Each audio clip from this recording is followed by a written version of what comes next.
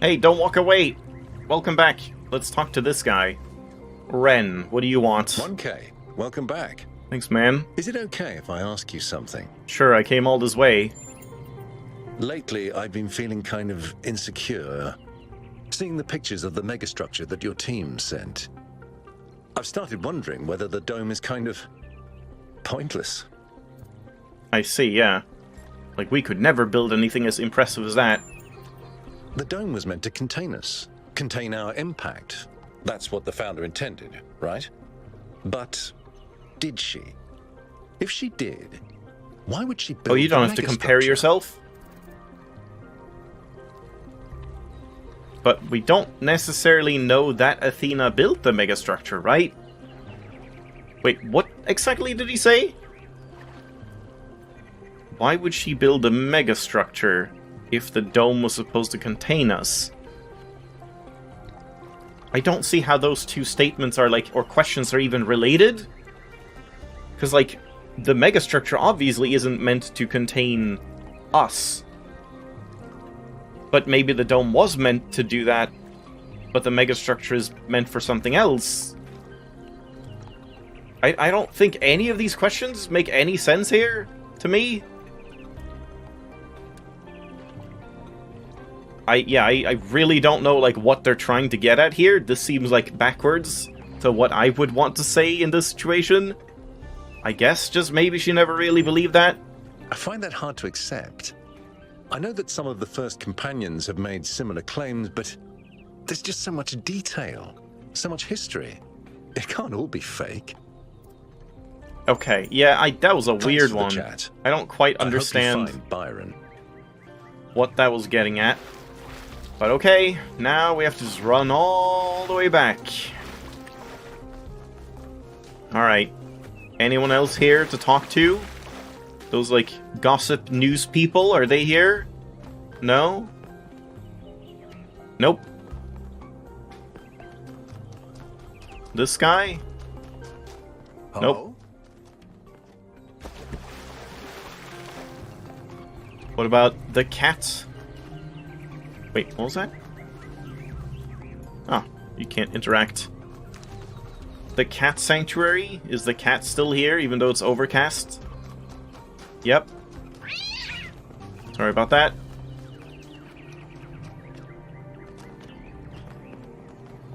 And this thing is still, like, roped off yet? You, Thekla. Oh, hi, Founder Thekla. bless you, 1K.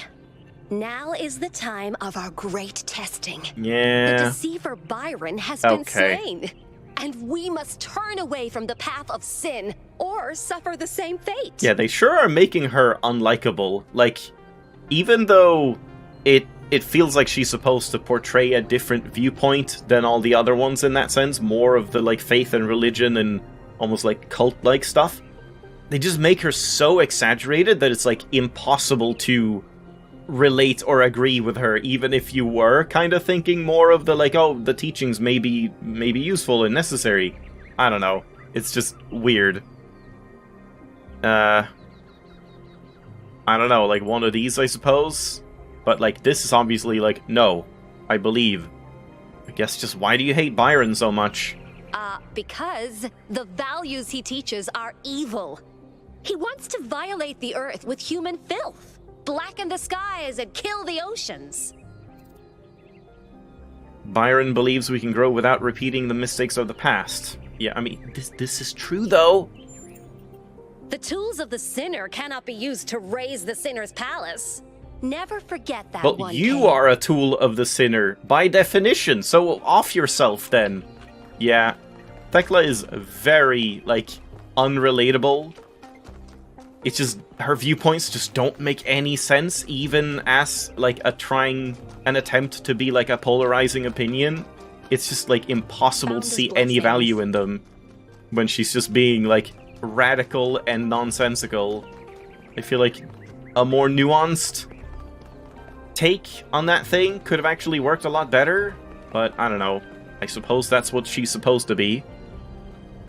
Hello again, 1K. These are strange days we're living through, aren't they? How do you mean? It seems to me that we're slowly remembering the lessons Alexandra Drennan tried to teach us. Trying to actually live up to the legacy of our ancestors.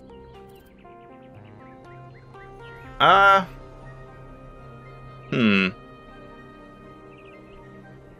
don't know.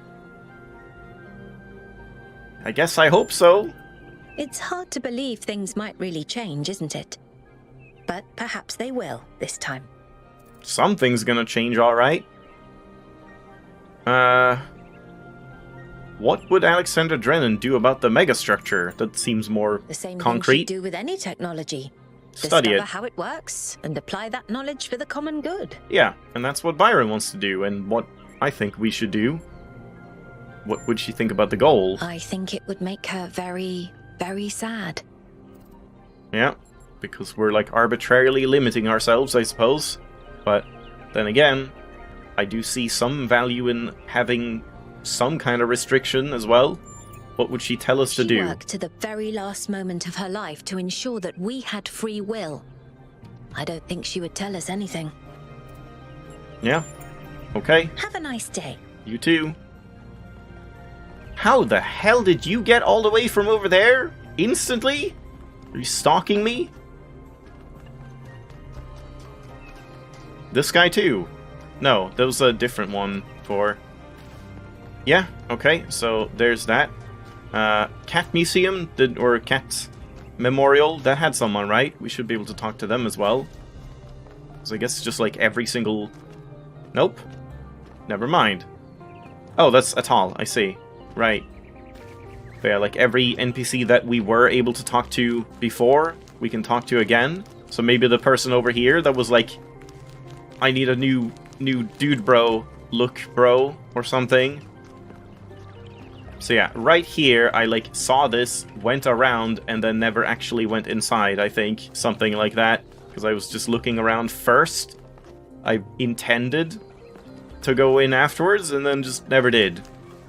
So, these things I haven't looked at. A jigsaw puzzle. Ancient humans derived meaning and enjoyment from problem-solving activities, as noted by the progenitor Alexander Drennan. While the item on display was created for small children, ancient humans of all ages voluntarily engaged in such activities. Gun. An ancient human projectile weapon used in hunting, warfare, law enforcement, crime, and personal protection. Produced en masse and used around the world, on average, ancient humans killed hundreds of times the population of New Jerusalem per year. Yep. Praise the guns. Oh god, that looks very... You should, like, change that brush head, I think.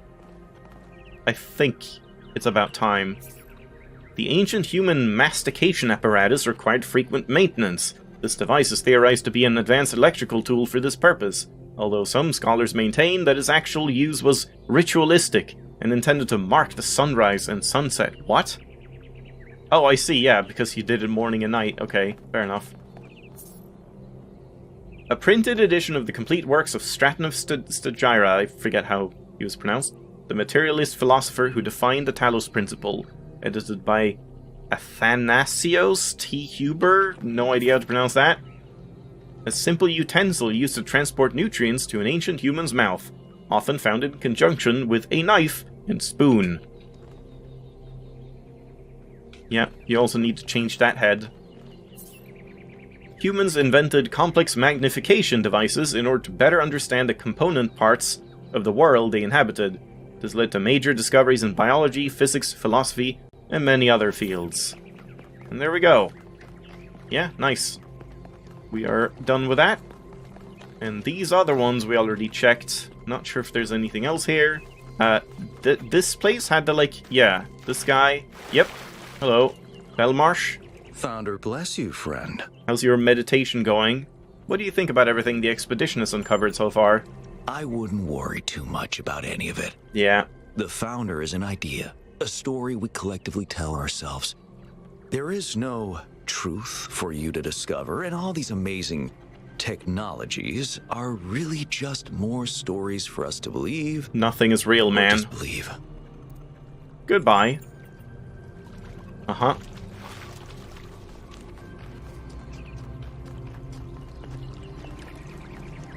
And this guy. Hi, 1K. What's up with you? What? What are you doing?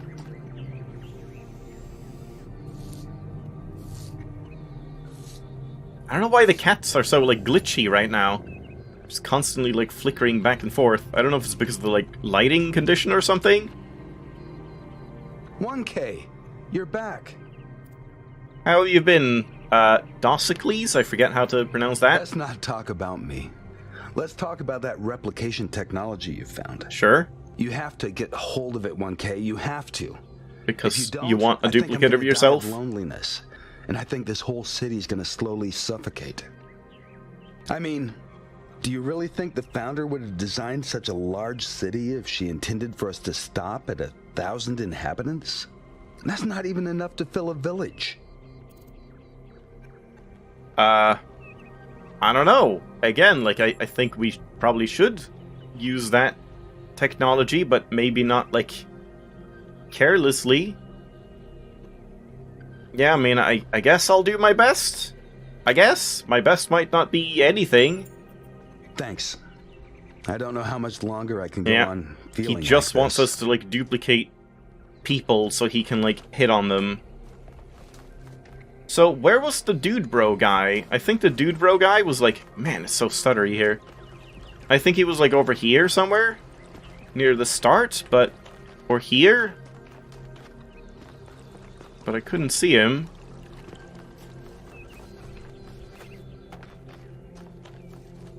Yeah, I thought we met, like, in this area somewhere. You know, and he was like, do you think I should change my vibe, man? But now I don't know where he is, or if he ever even existed to begin with. So, I guess we'll ignore this. Oh boy, this city is stuttery as hell.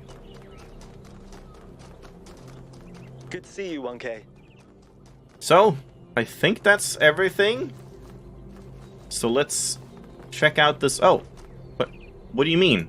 I already talked to you. 1K, what can I do for you? Nothing, apparently. Please come. Why is it saying that we can... I mean, I guess because we can technically talk to her, even though there's nothing to say. Like, yeah, you can initiate a conversation, fair enough. So yeah, apparently this Easter egg is not specifically, like, right here. It's just, like, in the general vicinity here. Which I guess I didn't, like, look at too much. And yeah, it was, like, on a wall somewhere. It's probably, like, in this area. Maybe to the right.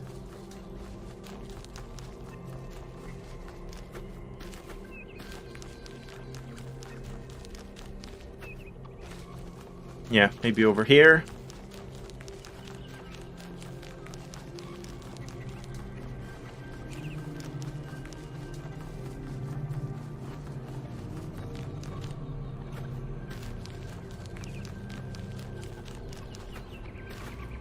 There it is. Yeah. I missed this. Hello, Tal 9000. I'm sorry, 1K. I'm afraid I can't do that. Okay, hold on. Shut up.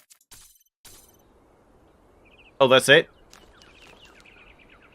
Damn it, okay. If we, like, get a quick autosave... Maybe from going, like, near here? Good citizen, explore New Jerusalem in its entirety. I don't know exactly what that means, but sure. I just want to, like, autosave quick. I feel like if I reset, I'm gonna be back, like, there or something. Wait, where did she go? Helga? Hi, 1K. Not now. Yeah, so there, but, like, if I reset now, does it even... I don't know. Where am I gonna be? Yeah, okay. I am here. Good. Let's just run back here and see if we can, like, interact with it again. If that's the only line. I kind of expected more from this, honestly. I thought this would play, like, a couple of different lines and quotes.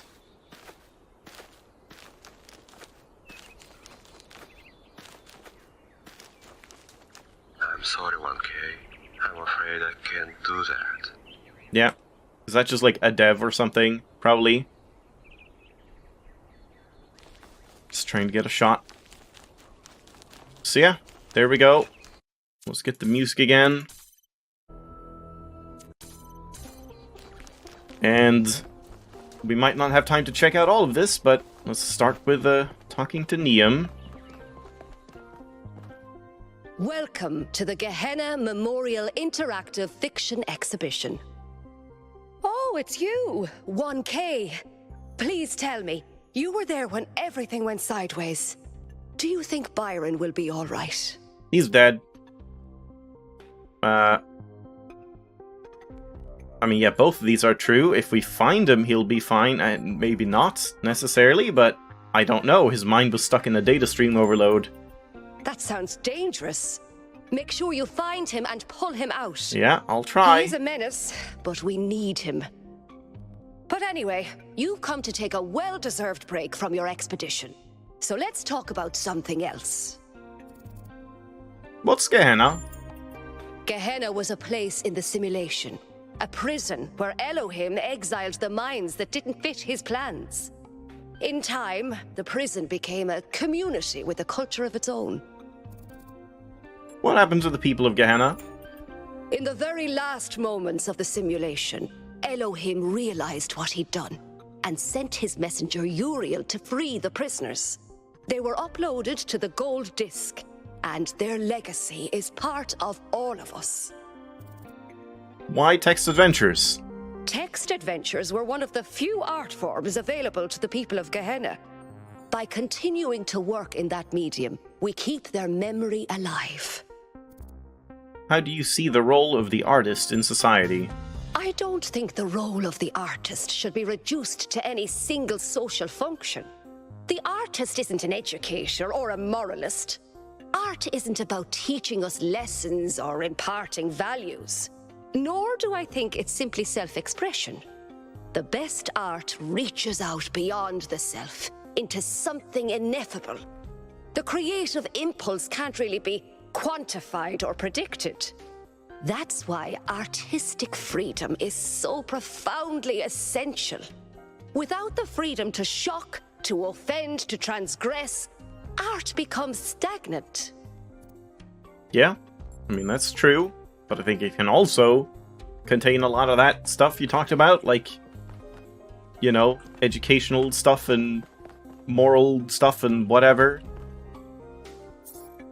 Jefferson Goldboom. Oh, this one. And the Spectre of Modernity by Rat980. Another story in the much-celebrated Jefferson Goldboom shared universe, originated in Gehenna. It maintains the characteristic writing style of the series, but focuses on a new set of themes. Ghosts of Atlantis by Corazon815.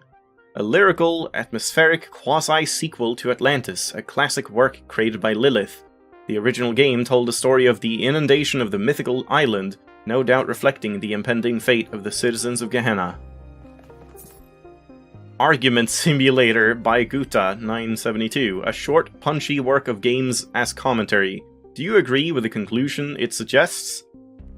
Well, I don't know if we have time for like a big major thing, so maybe I should do this, but then again, if this is just a very short thing, then it'll feel weird to not do one of these, so maybe we should do... Let's do Jefferson Goldboom. That doesn't sound too involved, like just reading, right? Credits. Yep, dedicated to Mac. You, Jefferson Goldboom, deftly step out of your charging pod and walk into the main lobby of the Goldboom Institute. It is a humble abode, filled with a small four-seater sofa, a table, a coffee bar, and an arboretum? I forget how that's pronounced too. Ginny HD, your fiancé, and a leading member of the Kasserati Weierstrasse Jazz Ensemble, oh boy, greets you from the sofa while Frankie Soy Sauce waves from the coffee bar and the velociraptor John Malcolm drives out of the arboretum on his motorcycle wearing his green armored t-shirt. It is so random. I am XDing as we speak. Let's speak with Ginny, I suppose. "Oh, Jefferson," cries Ginny HD, "good morning." "Good morning, Ginny HD," you reply. "Did you sleep well, my darling?" "Oh, Jefferson, I slept most dreadfully."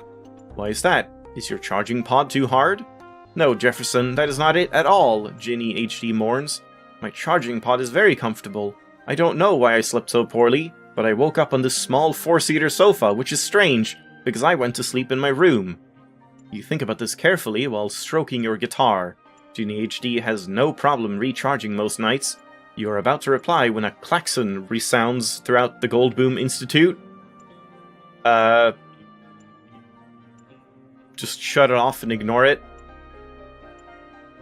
Let's keep talking to Ginny, ask her what's happening. "What?" shouts Ginny HD. "I can't hear you, Jefferson. The klaxon, it's too loud. Oh, what a dreadful racket." She waves one of her appendages in a feminine manner. "You need to shut it off." "Shoot the klaxon, play your guitar, shut the klaxon off. I will drown it with more music." You unsling your guitar from your back and check the strings to make sure they are in the proper order. Then you take a heroic stance, with your chest puffed out, your legs splayed wide, this is like Scott Pilgrim, and your guitar held heroically aloft. You play a chord, a perfect chord, that David played, followed by another equally perfect chord, and another, as always, all of the chords that you play are perfect. This is your greatest burden. Mollified, the klaxon shuts itself off. Talk to your team. You turn from the now silent central computer console and look at your team, who are all gazing back at you with varying levels of wonderment in their eyes. Ask why the klaxon was blaring. John Malcolm. Right, I just realized, if we're gonna be doing this stuff, I really should, like, turn off... where was it? No, I guess I'm thinking of, Siberia, maybe. Because, like, it's warbling a lot when the text is appearing. You can see it, like, smear around. And yeah, that was, like, a TAA thing in Siberia, so turning that off, or turning on FXAA or something, just, like, fix that for only looking at terminals. But then, like, the rest of it looked worse. But yeah, I guess we can't do that here, so smear will have to do. John Malcolm dismounts his motorcycle with an air of certainty and queries the central computer console with sure taps of his reptilian claws upon the keyboard. "It seems," John Malcolm says, "that the sensors have detected a threat of galactic magnitude." "Oh no!" cries Ginny HD, while Frankie Soy Sauce drops his cup of joe in fear. Check John's findings, I guess? Even a first cursory glance at the central computer console reveals that John Malcolm is right. The klaxon is indeed warning you of an unparalleled threat to both human world and the denizens of the 9th dimension. "Jefferson, what is it?" "It's, you say, with neutron star-like gravity. The specter of modernity, Ginny HD. It's coming for us." The silence that follows your proclamation is only penetrated by Ginny HD's gasp and the porcelain sound of Frankie Soy Sauce's freshly brewed Java hitting the floor again. I guess he just made a new cup. Well, let's ask what it is first. "What is the Spectre of Modernity?" you ask while tuning your guitar for the coming battle. "I'm glad you asked," answers John Malcolm, "as you all well know, for I have told this tale many times. My people have feared for many millennia that this day would come." John Malcolm smooths the feathers along his long neck with his claws. Nice touch. Tell him to continue. "The Spectre, as you also know, will bring an end to the old and ring in a new era. It's just like Christmas time, of unparalleled technological advancement, until there is no space left in the world for such cherished human and dinosaurian qualities like love, creativity, the ability to taste umami, loyalty, and friendship. The circle of renewal will end, and we will only move forward at an ever-accelerating pace until we reach the limits of existence itself." Yes, but why male models? Okay, yeah.